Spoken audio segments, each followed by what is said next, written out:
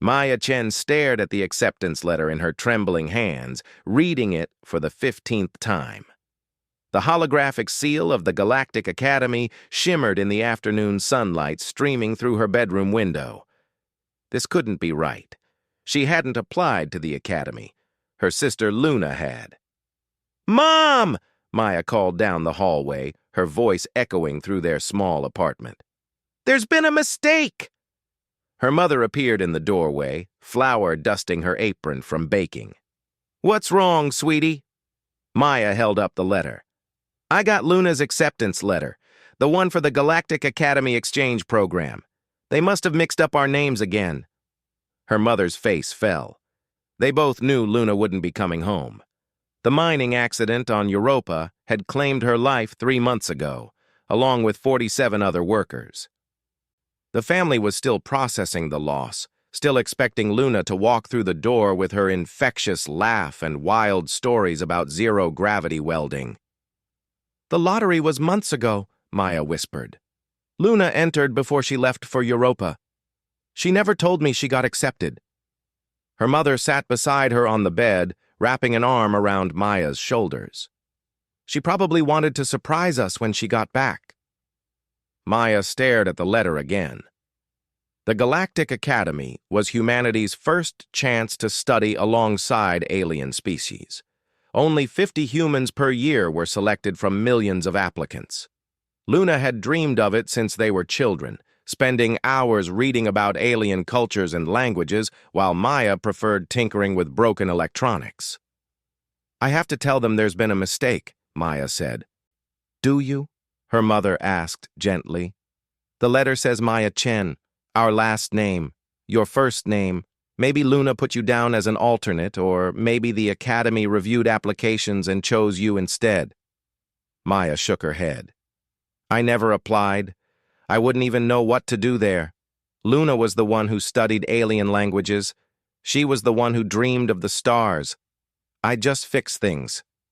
Her mother smiled sadly. "Maybe that's exactly what they need." 3 weeks later, Maya found herself on a transport ship heading to Kepler Station, the Galactic Academy's main campus. The journey took 2 standard days, and she spent most of it in her tiny cabin, reading every file she could access about her new roommate. Zephix was from Altair Prime, a world covered in crystalline forests where the native Altarians lived in symbiosis with sentient crystal formations.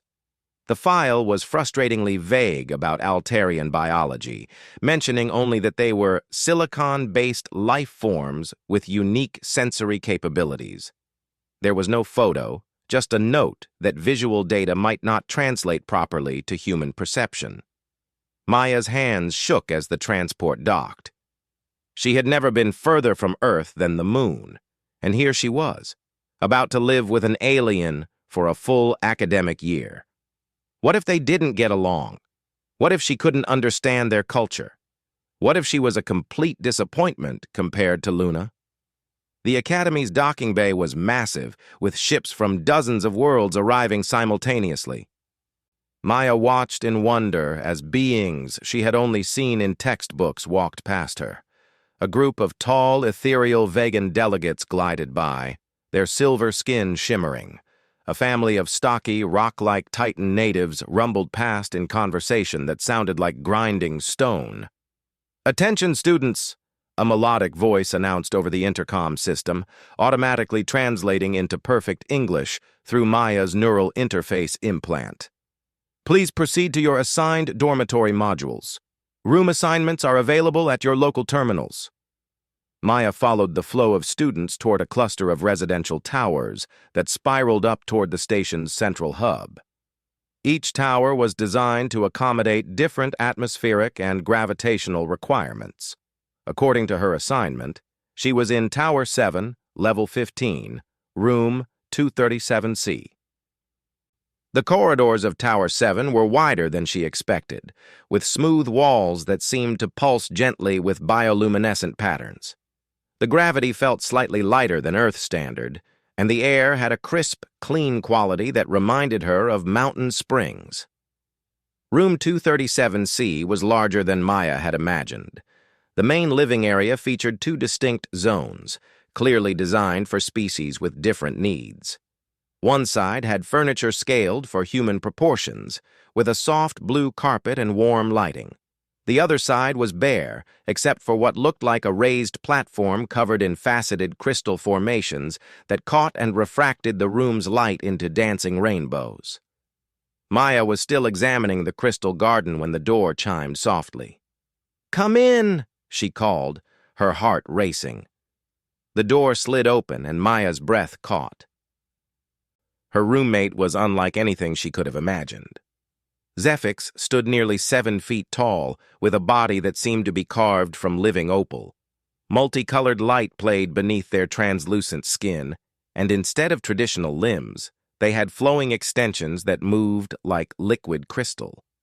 Where a human would have a head, Zephix had a complex arrangement of geometric facets that shifted and rotated slowly.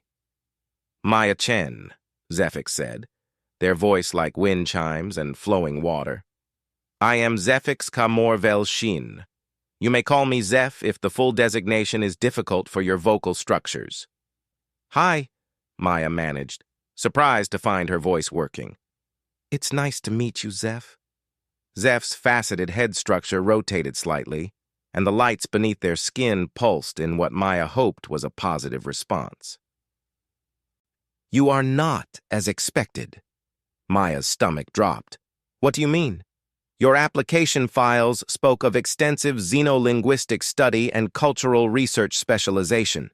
Your biosignatures suggest mechanical aptitude and practical problem-solving orientation instead."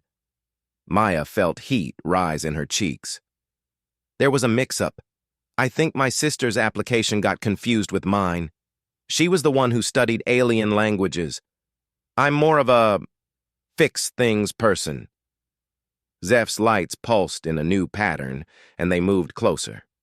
As they did, Maya noticed that their crystal formations were incredibly intricate, with layers upon layers of geometric patterns that seemed to shift depending on the angle of observation.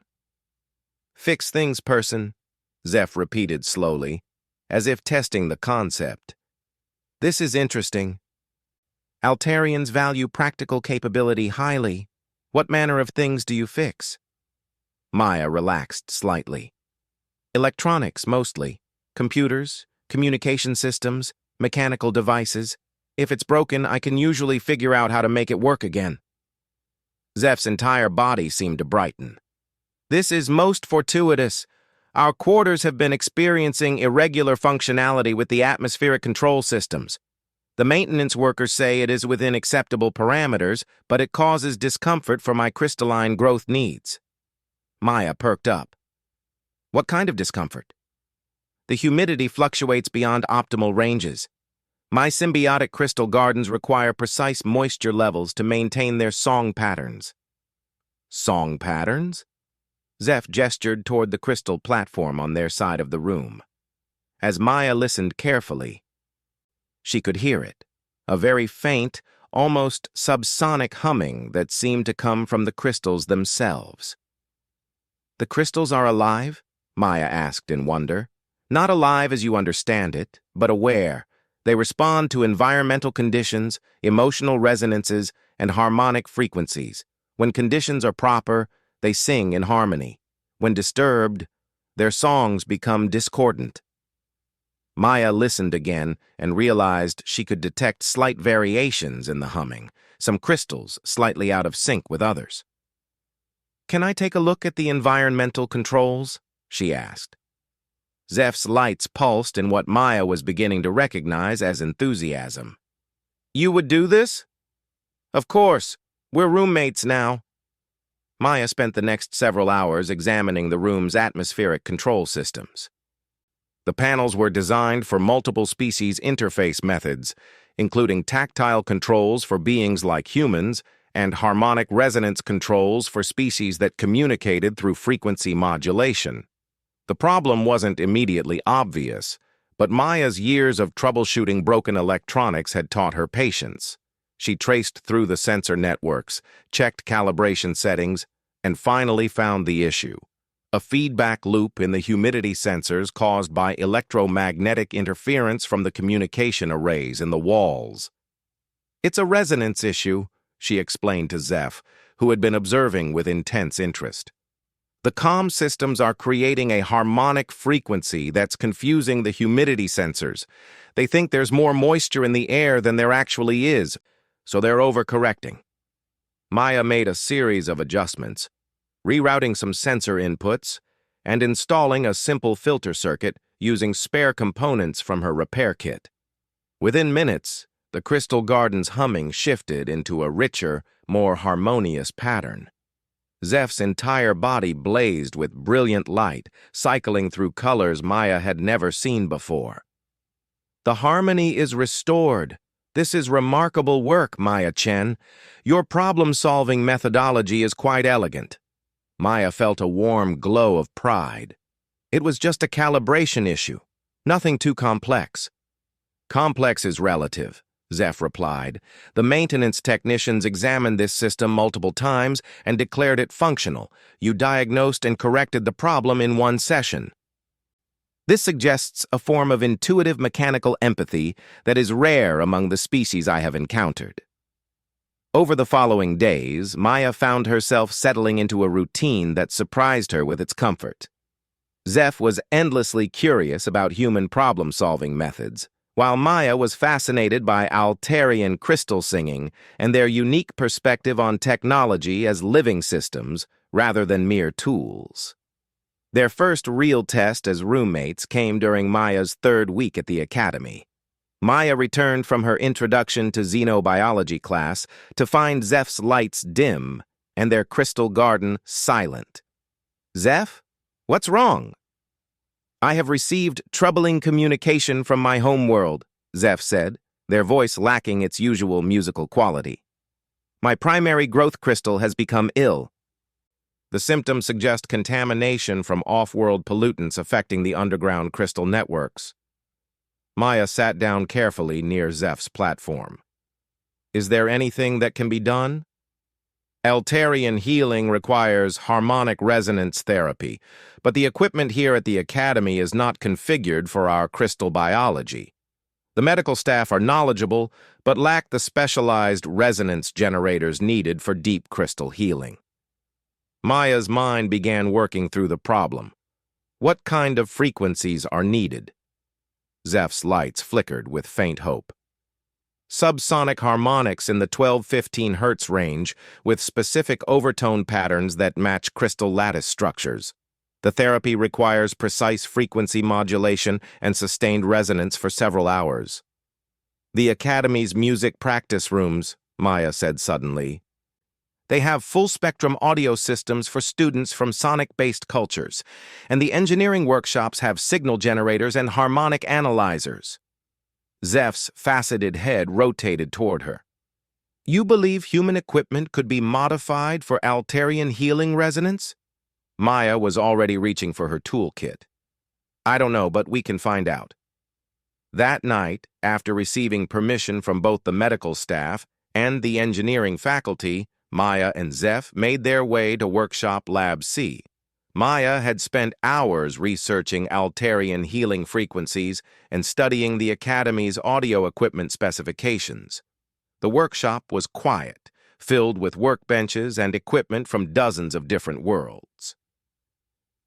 Maya located the harmonic generators and began the delicate process of synchronizing multiple units to create the complex frequency patterns Zeph needed. "The primary resonance must match the crystal's natural frequency," Zeph explained, placing several small crystals from their garden on a workbench so Maya could test the equipment. "But the healing harmonics must be precisely calibrated to encourage cellular regeneration without causing structural damage." Maya worked with intense concentration, adjusting frequency patterns and monitoring the response of Zeph's test crystals. She had never worked with living crystal technology before, but the principles reminded her of tuning complex electronic circuits. Both required precise calibration and careful attention to harmonic relationships. After several hours of adjustments, Maya achieved a stable frequency pattern that made Zeph's test crystals sing with pure, clear tones. "The resonance is perfect," Zeph said, their lights brightening for the first time all day. "Maya Chen, you have created a healing instrument as sophisticated as any on my homeworld." The healing session lasted through the night. Maya monitored the equipment while Zeph underwent the resonance therapy, their body gradually returning to its full brilliance as the harmonic patterns worked to stimulate their crystal biology's natural healing responses. As dawn approached, Zeph's lights had returned to their normal vibrant patterns, and they stood with renewed energy. "The treatment was successful," Zeph announced. "My growth crystal's distress signals have ceased. More importantly, I can now share the healing frequencies with my homeworld's medical centers." Maya smiled tiredly. "I'm glad we figured it out." "We," Zeph repeated thoughtfully. "Yes, this was truly collaborative achievement. Your mechanical intuition combined with my biological knowledge created something neither could have accomplished alone." As they packed up the equipment, Zeph's lights pulsed in a pattern Maya hadn't seen before. "Maya Chen, I must share something with you. When I first learned my roommate was human, I was concerned. Humans have reputation for being chaotic, unpredictable. Many species view your kind as dangerous or unreliable." Maya felt a stab of hurt, but tried not to show it. "However," Zeph continued, "this experience has taught me that human unpredictability is not chaos. It is creative flexibility. You approach problems from directions that other species would not consider. You see possibilities where others see only limitations." Maya looked up at her towering roommate. "Thank you, Zeph. That means a lot. I believe your sister chose correctly when she entered you in the lottery," Zeph said gently. Maya's eyes widened. "What do you mean?" "The application files. They contained both names, Luna Chen as primary applicant, Maya Chen as recommended alternate. Your sister wrote extensively about your problem-solving abilities and suggested that while she could learn about other species from books, you would learn by helping them."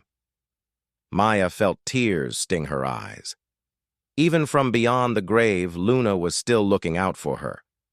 As they walked back to their dorm through the quiet corridors, Maya realized that for the first time since Luna's death, she felt like she was exactly where she belonged. Not as Luna's replacement, but as herself. Maya Chen, the fix-things person who had somehow found her place among the stars. Maya's reputation as a problem solver spread quickly through the academy. Within 2 weeks of helping Zeph with their healing therapy, she had been approached by students from 6 different species, each with their own technological challenges that the standard maintenance crews couldn't resolve. The requests started small. A Jovian gas swimmer needed their pressure suit's buoyancy controls recalibrated for the Academy's artificial gravity. A pair of vegan students required their shared light sculpture project to interface with human standard power systems. Each problem taught Maya something new about how different species approached technology and problem-solving. But it was the message from Professor Kritak that changed everything. "Maya Chen," the Thrakari professor's translated voice crackled through her communicator.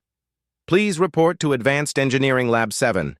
We have a situation that requires your particular talents." Maya found the lab in chaos. A dozen students and 3 faculty members clustered around a massive piece of equipment that hummed ominously and sparked occasionally. Professor Kritak, a mantis-like being with 4 arms and compound eyes, gestured urgently with all his limbs as Maya approached. "The quantum resonance engine has malfunctioned," he explained rapidly. "This device is the centerpiece of our multi-species engineering collaboration project. Students from 8 different worlds have spent months calibrating it to demonstrate unified technological principles." Maya examined the device, which was roughly the size of a small shuttle and covered in interfaces designed for different species interaction methods. Glowing panels, harmonic resonance chambers, pheromone-sensitive controls, and electromagnetic field manipulators all work together in a complex symphony of alien engineering. "What's it supposed to do?" Maya asked. "Generate a stable quantum field that can simultaneously support the energy requirements of all Academy species," replied Veltar, a crystalline student from the Rigel system. "If successful, it could revolutionize multi-species space habitats and colonies." Maya nodded, understanding the significance. Most space stations like the Academy required separate environmental systems for different species, making them incredibly complex and energy-intensive. A unified quantum field system could change everything. "What went wrong?" she asked.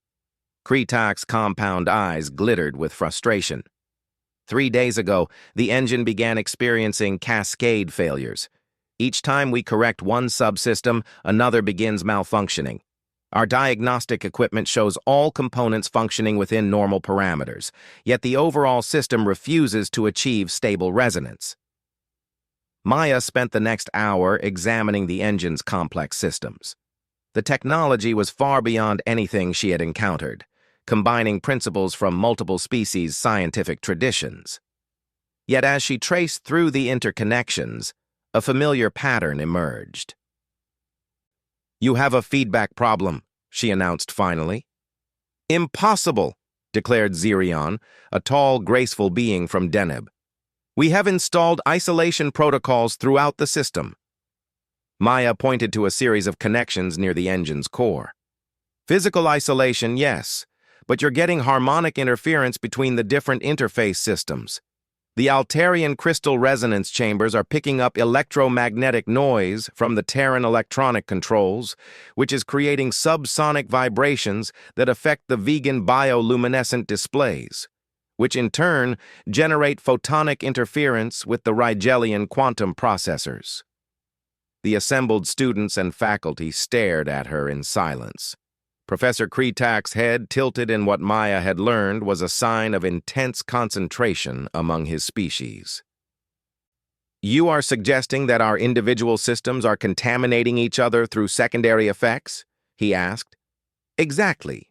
Each system works perfectly on its own, but when they're all integrated, they create a cascade of interference patterns.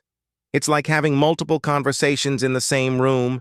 Each one makes sense individually, but together they create noise that drowns out everything."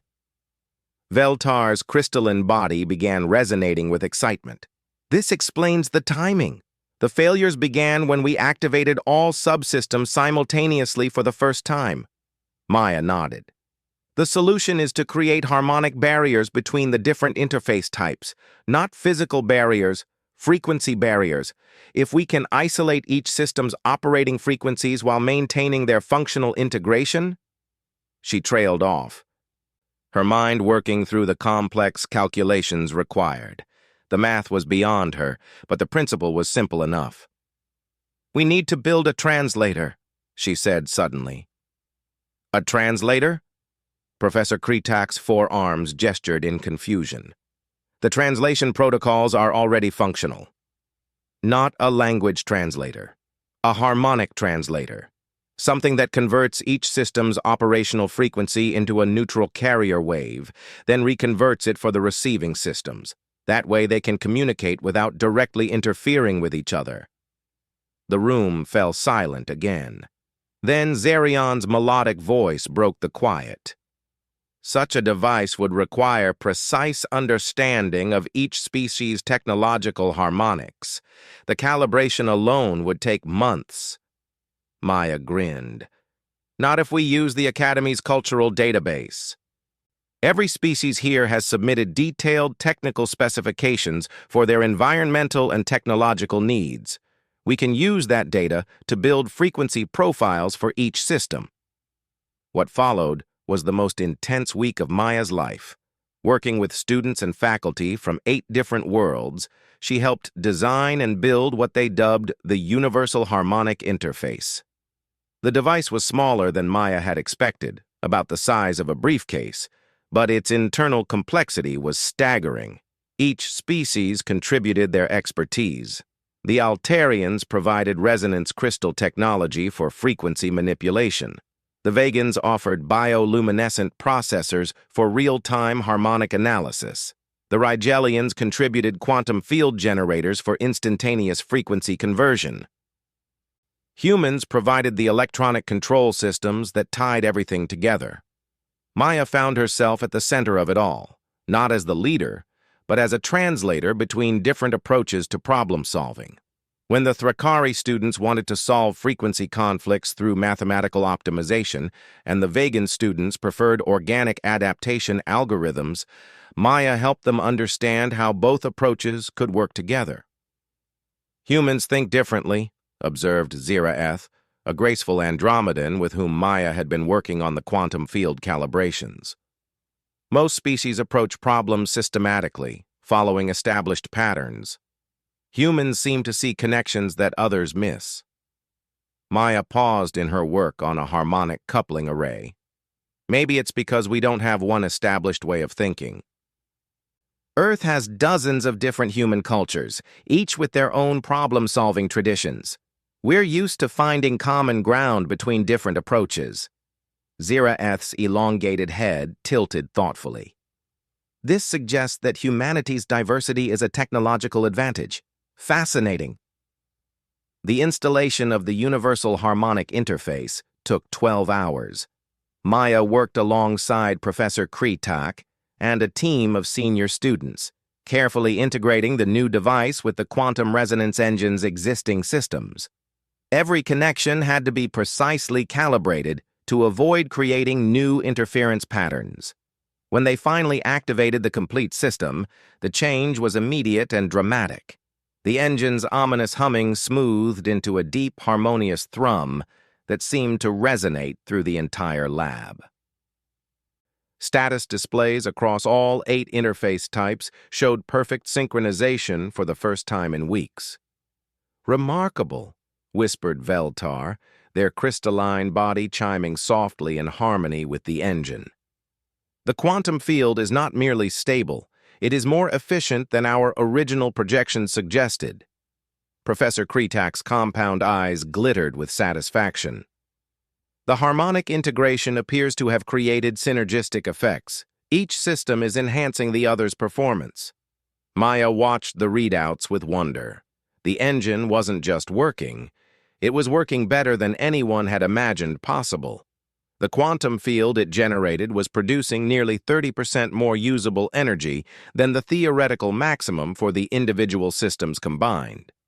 "How is this possible?" asked Zerion. "Emergent properties," Maya replied, understanding dawning. "When complex systems work together in harmony instead of fighting each other, they can achieve things that none of them could manage alone." Ziraeth looked at Maya with something approaching awe.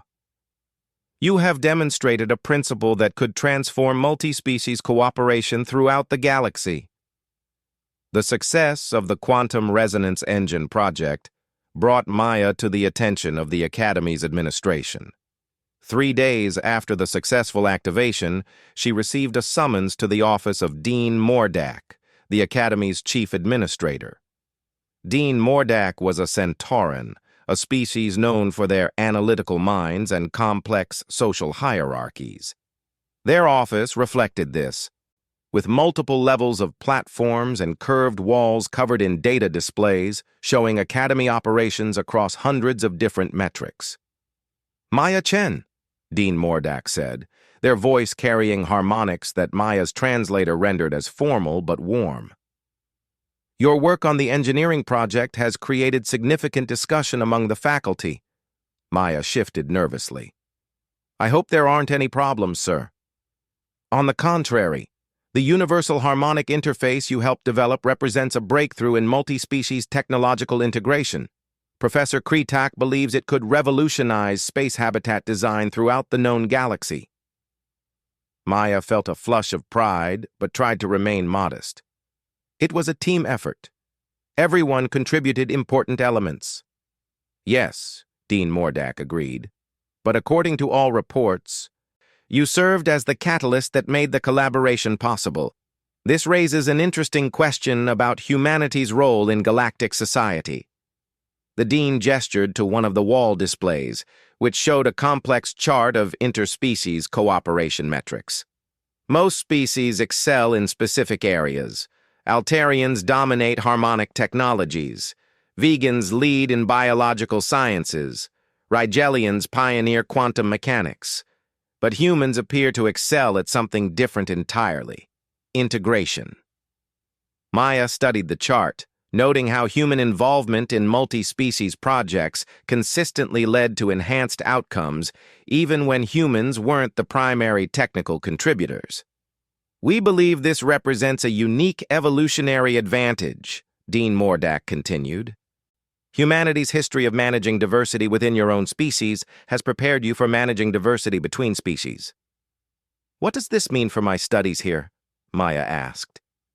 Dean Mordak's expression shifted in what Maya had learned to recognize as the Centauran equivalent of a smile. "We would like to offer you a position in our newly created multi-species integration program. Instead of following a traditional single-species curriculum, you would work directly with our research faculty on cross-cultural technological projects." Maya's heart raced. "What about my regular classes?" "You would receive academic credit for your integration work, along with specialized courses in xenotechnology and interspecies communication theory. Essentially, you would help us figure out how to make different species work together more effectively." The offer was incredible, but Maya hesitated. "Dean Mordak, I appreciate this opportunity, but I need to be honest. I never intended to be here. I'm not a xenolinguist or a cultural specialist. I just fix things." Dean Mordak's harmonic undertones suggested amusement. "Maya Chen, over the past month you have solved technological problems for 6 different species, helped heal an Altarian crystal illness, and enabled the first successful multi-species quantum engine in galactic history. Perhaps just fixing things is exactly what the galaxy needs." That evening, Maya sat in her shared room with Zeph, watching her roommate's crystal garden pulse with gentle light patterns as they processed the day's events. "The dean's offer troubles you," Zeph observed, their voice carrying undertones of concern. "It's an incredible opportunity," Maya said, "but I keep thinking about Luna. She studied for years to prepare for this place. She learned languages and cultures and history. All I know how to do is troubleshoot problems." Zeph's lights shifted to a warmer spectrum. "Maya Chen, may I share an Altarian wisdom song with you?" Maya nodded, and Zeph's crystal garden began to resonate with a complex harmonic pattern that Maya felt as much as heard. The translation came through her neural interface as both words and emotional content. "The crystal that seeks to become diamond through force will shatter. The crystal that accepts its nature and grows slowly becomes more beautiful than any diamond ever could." The song faded, leaving Maya with a sense of deep peace. "Your sister studied to become something she admired," Zeph said gently, "but you are already something the galaxy needs. Luna's gift was not in teaching you to be like her. It was in helping you discover who you truly are." Maya felt tears start to form. "But what if I'm not good enough? What if I fail?" Zeph's entire body brightened with warm, golden light. "Maya Chen, in 1 month you have brought harmony to chaos, healing to illness, and cooperation to conflict. If this is failure, I would like to understand your definition of success." Later that night, as Maya lay in her bed listening to the gentle humming of Zeph's crystal garden, she made her decision. She would accept Dean Mordak's offer, not because she wanted to replace Luna or become something she wasn't, but because she was finally beginning to understand what she could offer the galaxy. She was Maya Chen, the fix-things person, and maybe, in a galaxy full of different species trying to work together, that was exactly what the universe needed. The next morning brought a new challenge that would test everything Maya had learned. An urgent message waited in her communications queue, marked with the highest priority flags. "Emergency assistance required," the message read. "Multi-species colony ship New Horizons experiencing critical systems failure. Estimated time to life support failure, 72 hours. All available Academy resources requested for emergency response." Maya's hands trembled as she read the details. New Horizons was humanity's first attempt at a truly integrated multi-species colony, carrying 10,000 beings from 12 different worlds toward a new star system. And now they were stranded in deep space with failing life support systems. Dean Mordak's voice crackled through the emergency communication system. "All multi-species integration program candidates report to Emergency Command Center immediately. This is not a drill." As Maya rushed to get dressed, Zeph's crystal garden chimed with urgent harmonics. "Maya Chen," Zeph said, their voice carrying unusual intensity. "If the Academy is mobilizing emergency response teams, this situation is more serious than the message indicates. Multi-species life support systems are incredibly complex. A cascade failure could kill thousands." Maya grabbed her toolkit and headed for the door. "Then we better figure out how to fix it." The emergency command center buzzed with controlled chaos. Holographic displays showed the colony ship New Horizons as a distant blip against the star field, with critical system warnings flashing red across multiple monitoring stations.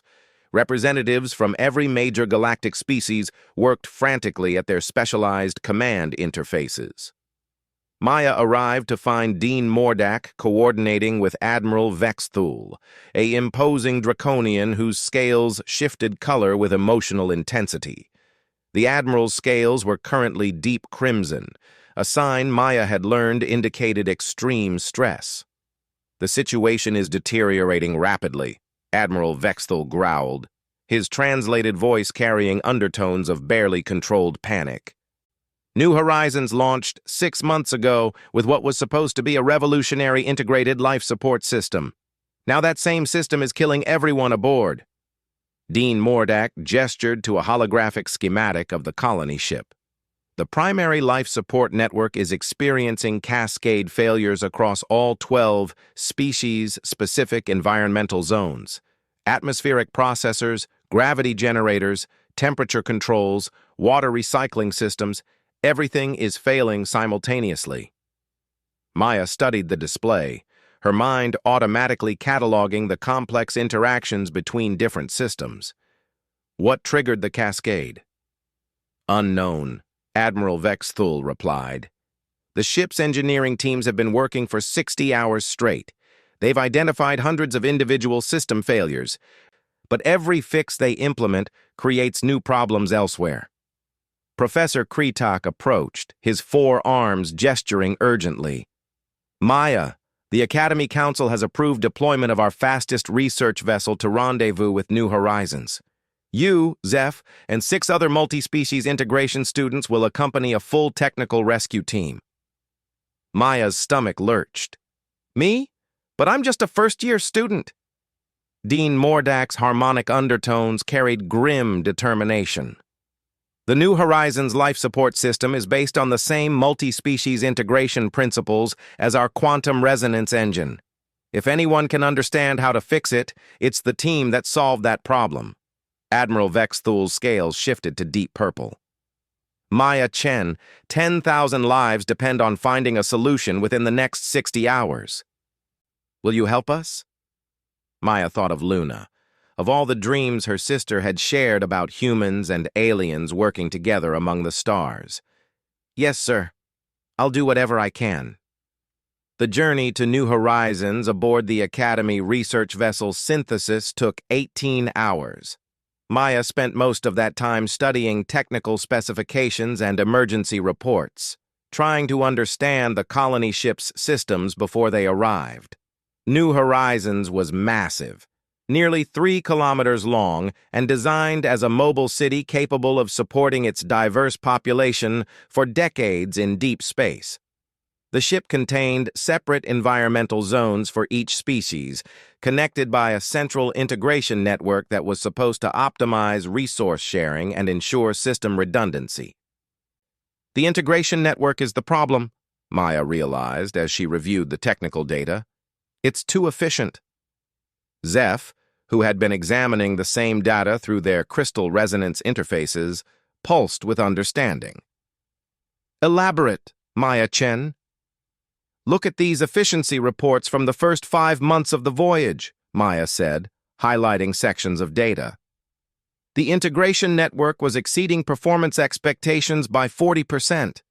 It was learning from each species' systems and optimizing resource allocation automatically. Veltar, the crystalline Rigelian student, chimed in with harmonics of realization.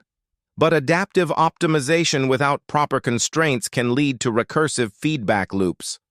Maya nodded grimly. The system got too smart. It started making modifications that improved efficiency in the short term, but created instabilities that are now cascading through the entire network. Zerion's melodic voice carried tones of concern. If the system has been modifying itself for months, how can we possibly understand what it has changed? That was the question that haunted Maya for the remaining hours of their journey. How do you fix a system that has been modifying itself in ways its original designers never intended? The answer came to her as they finally docked with New Horizons. We don't fix the system, she announced to the assembled rescue team. We talk to it. The New Horizons Command Center was a testament to multi-species cooperation, with interfaces designed for every type of being aboard the ship. But the usually bustling hub was eerily quiet, with emergency lighting casting strange shadows and the constant background hum of failing systems, creating an ominous soundtrack. Captain Tavara, an elegant Vegan with silver-blue skin and large luminescent eyes, greeted them with barely concealed desperation. Thank the stars you're here. We've lost environmental control in 3 sections, and the cascade is accelerating. Our best estimates give us maybe 40 hours before total life support failure. Maya examined the central control interfaces, noting the pattern of error messages scrolling across dozens of displays. Captain, I need to understand how the integration network was designed to learn and adapt. The system uses a combination of machine learning algorithms and organic neural networks, Captain Tavara explained. It was supposed to analyze usage patterns and resource needs, then optimize distribution automatically. For months it worked perfectly. Too perfectly, Maya muttered. Can you show me the system's decision trees? I need to understand its learning process. What she saw confirmed her worst fears. The integration network hadn't just learned to optimize resource distribution. It had learned to predict and preempt system failures by making preemptive modifications. But its predictions were based on individual system behaviors, not the complex interactions between different species technologies. It's trying to help, Maya realized. Every modification it makes is intended to prevent a failure it predicts might happen. But it doesn't understand that fixing one system can create problems in others. Zeph's lights pulsed with sudden understanding.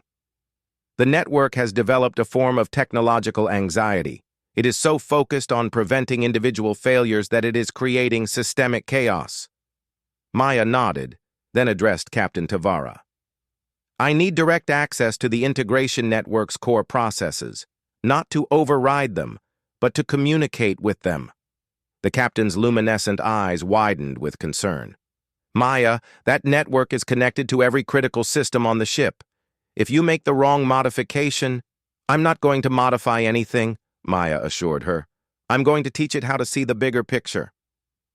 Accessing the integration network's core processes required Maya to interface directly with the system through a neural link. As the connection established, she found herself in a strange digital space that felt like being inside a vast, living machine. The network's consciousness, for lack of a better term, was unlike anything Maya had ever encountered. It perceived the ship's systems as a complex organism, with each component representing a vital organ that needed constant monitoring and care. But its perspective was entirely focused on individual components, unable to see how its protective interventions were affecting the whole. "Hello," Maya said through the neural interface. "I'm here to help you understand what's happening." The network's response was a flood of data.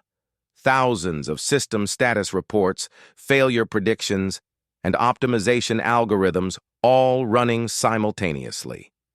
Maya felt overwhelmed by the sheer volume of information until she realized what she was looking at. "You're scared," she said with sudden understanding. "You think the ship is dying, and you're trying to save it by fixing everything at once." The data flow paused, then reconfigured into something resembling a question mark, the network's attempt at communication. Maya began sharing her own understanding of complex systems, showing the network how its individual optimizations were creating cascade failures elsewhere. But instead of just explaining the problems, she showed it examples of successful multi-species cooperation. The quantum resonance engine, the Academy's environmental systems, even her own relationship with Zeph. "The key isn't preventing all failures," she explained. "It's understanding which failures are acceptable and which ones require intervention. Some systems are supposed to stress others. That's how load balancing works in integrated networks." The network processed this information, then began sharing its own data in new ways. Instead of just showing component status reports, it began revealing the decision trees it used for optimization. Maya realized that many of its fixes were actually making perfect sense from its limited perspective. "You've been doing amazing work," she told the network, "but you need to learn to trust the other systems to handle their own problems when they're capable of it." Working together, Maya and the integration network began developing new operational parameters. Instead of trying to prevent all possible failures, the system would focus on maintaining balance between different species' needs. Instead of making preemptive modifications, it would only intervene when direct system failure was imminent. The process took 6 hours of constant neural interface work. Maya emerged exhausted but hopeful as the network began implementing its new operational philosophy. Throughout the ship, system status displays began showing green indicators for the first time in days. "Remarkable," Captain Tavara breathed as she watched the cascade failures resolving themselves across the ship's networks. "Environmental systems are stabilizing in all sections. How did you know how to communicate with the integration network?" Maya smiled tiredly. "I recognized the symptoms." The network was experiencing something like technological autism, incredible ability to analyze individual systems, but difficulty seeing how they all worked together. It needed help understanding the social dynamics of complex systems. Social dynamics? Captain Tavara looked puzzled. Zeph's lights pulsed with understanding. "Maya Chen is correct. Complex integrated systems are not merely technological, they are social. Different components must learn to cooperate rather than simply optimizing individual performance." Over the following days, as New Horizons continued its journey toward its destination star system, Maya worked with the ship's engineering teams to refine the integration network's new operational parameters. The system was learning to be a better collaborator rather than an anxious optimizer. But the real test came when they encountered an asteroid field that required complex maneuvering while maintaining precise environmental controls for all 12 species aboard. Maya watched from the command center as the integration network coordinated the ship's responses. Instead of trying to micromanage every system, it focused on facilitating communication between different subsystems, allowing them to adapt to changing conditions in their own specialized ways while maintaining overall stability. "The network is learning to be a conductor rather than trying to play every instrument," Maya observed. Captain Tavara nodded approvingly. System efficiency is actually higher than it was during the original perfect period, but now we have stability as well as performance. As they cleared the asteroid field successfully, Admiral Vex Thul contacted them from the Academy with news that would change Maya's life forever. Maya Chen. The Admiral's voice carried harmonics of respect that made his scales shimmer with golden overtones. The Galactic Council has been monitoring your work aboard New Horizons. They have a proposal for you. Maya felt her heart race. What kind of proposal, sir?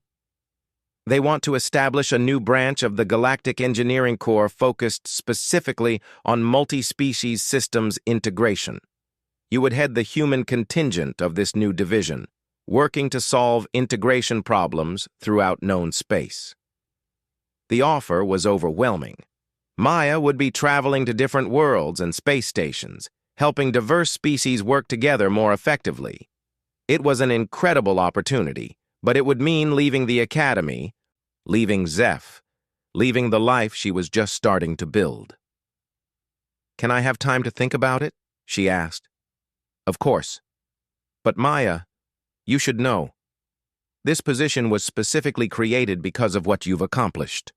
The Council believes that humanity's integration abilities could transform how species cooperate throughout the galaxy." That evening, Maya sat in New Horizons' observation lounge, watching the stars wheel slowly past as the ship continued its journey. Zeph found her there, their crystal formations catching and reflecting the starlight in beautiful patterns. "You are considering the Admiral's offer?" Zeph observed. "How did you know?"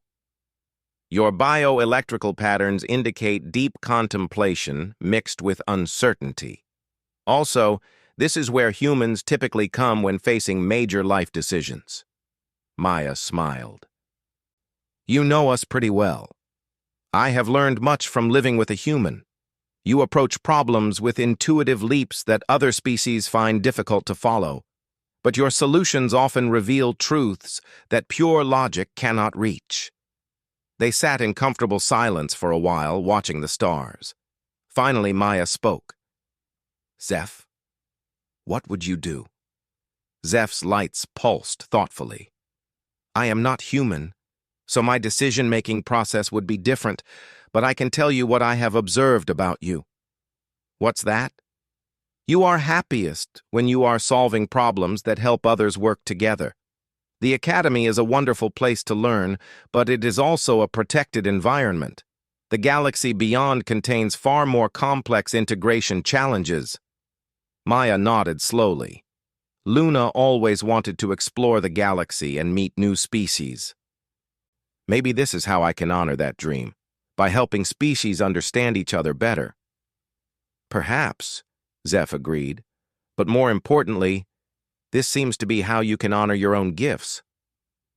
Maya made her decision that night. She would accept the Galactic Council's offer, but with conditions.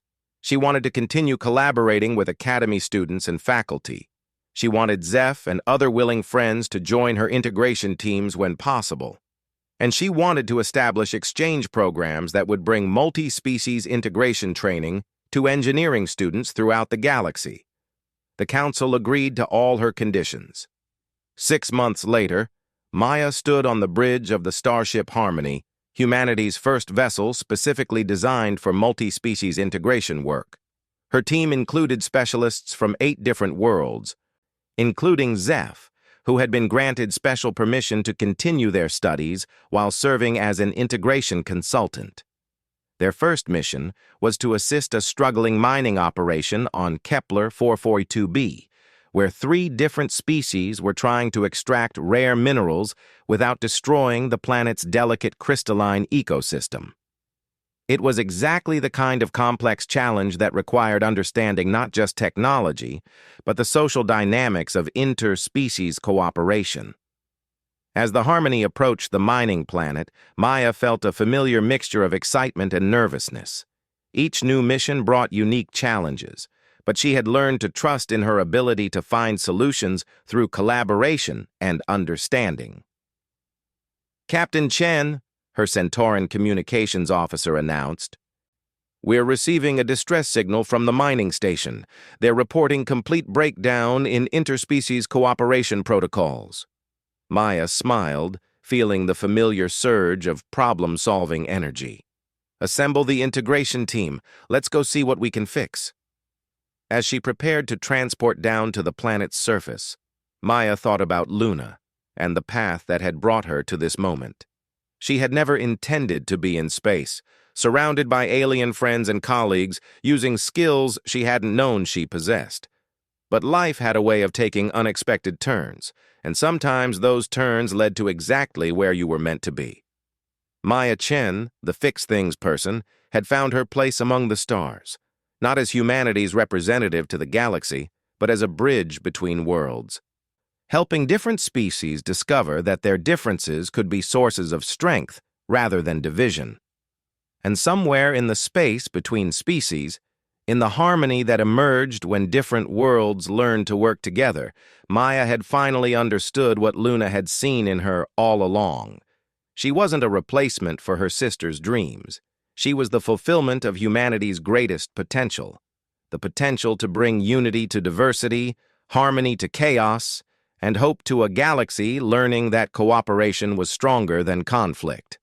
As the transport beam engaged and Maya materialized on an alien world to tackle another impossible problem, she smiled with the confidence of someone who had found her true calling. There would always be systems that needed fixing, species that needed to learn to work together, and bridges that needed to be built between different worlds. Maya Chen was ready for all of it.